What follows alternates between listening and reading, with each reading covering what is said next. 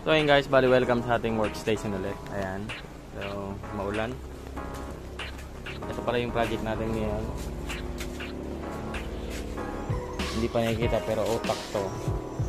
Yung brain. And 3D siya. So ito na yung magiging base niya. Titingnan pa natin kung paano natin to gagawin.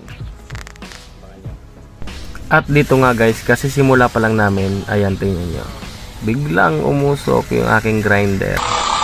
Sa katagalan siguro to kaya nagkaganito nito. Umusok guys.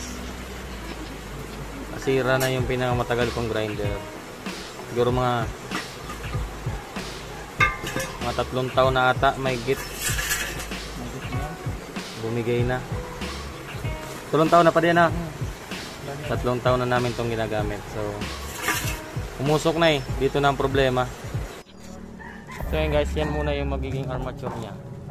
Yan yung pagkakamitan ng mga wire mesh natin. Ayan.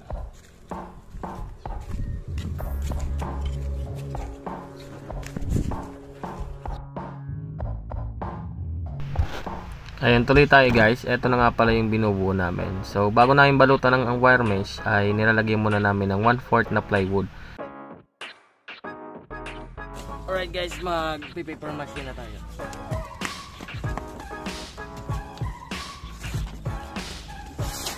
Meron tayo dito kasaba cake. Go go.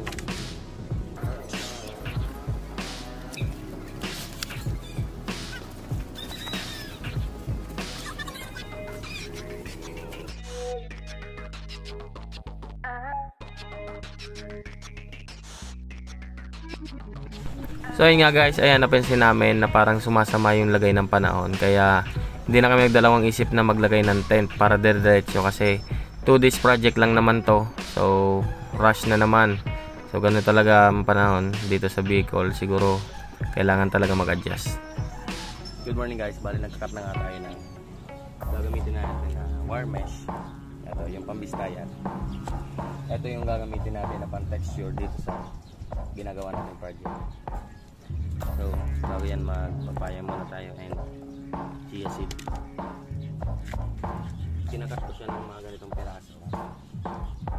Piraso na ganito para mailapan natin ng magagandang texture doon sa mga parang mga ano-ano ng utak, laman-laman.